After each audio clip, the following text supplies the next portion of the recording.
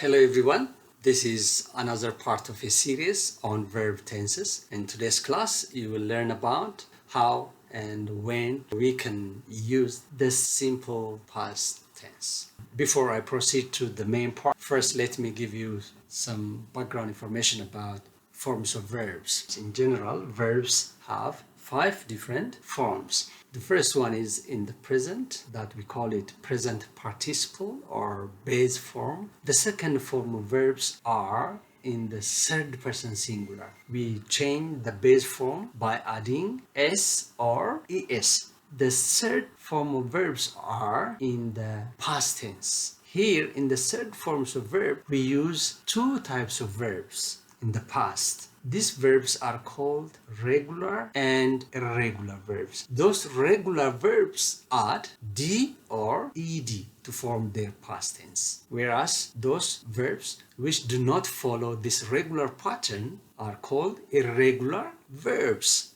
The forms of these verbs do not change regardless of the subject. So it's very important to differentiate the regular and irregular verbs when we talk about simple past. And the fourth type of verbs are in the perfect form. We call it V3. The forms of verb change in the past and past participle forms. And the fifth one is in the verbs can be used in the ing form. Therefore, the forms of verb change in the past and past participle forms. Base verb add d or ed to make past tense and past participle form for regular verbs. But for irregular verbs, we use a different pattern. So it's very important to look at this background information so that it will be easier for you to understand the simple past tense. So the simple past tense, we use the second form of the verb.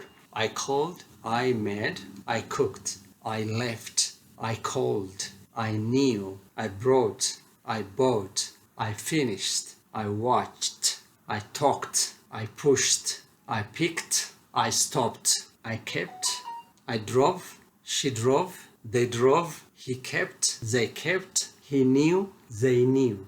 We asked, they asked, they picked, you picked, he picked, she laughed, they laughed. Here, the forms of the verb in the simple past do not change regardless of the subject. And we can use subject, second form of the verb, that is simple past, and object at the end. When you say object, I don't mean that every verb is followed by an object.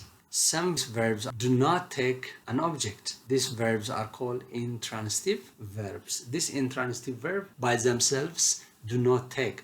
You can convey meaning by using subject and verb. They don't require an object to complete the meaning. So you can say, for example, they have arrived. They have arrived. For example, arrived is intransitive verb, so it doesn't require to add extra word, that is object, to complete the meaning. You can understand the complete meaning by using the subject and the verb. But those verbs which require additional words, noun or noun phrase, to complete its meaning, these type of verbs are called transitive verbs. So we have a subject, we have second form of the verb, then we have an object. When you say object, and I think now it's clear for you which type of verbs I am referring to. Next to this, the usage of simple past is to describe an action or state completed or finished any time before now. When you say any time before now, we may or we may not state a definite time when the action completed the definite time, but it is implied in the statement or in the sentence. Some common adverbs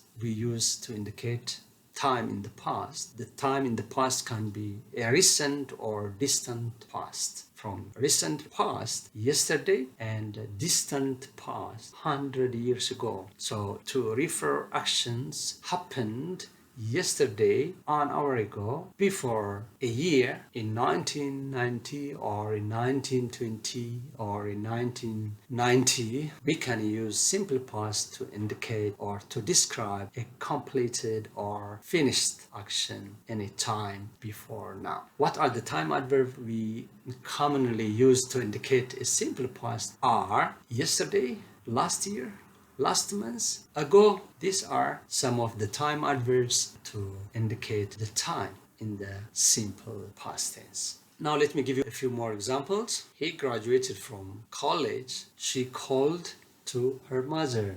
They fixed the problem. He cooked breakfast. He played football. They watched the game an hour ago. I saw a movie yesterday. I met my old friend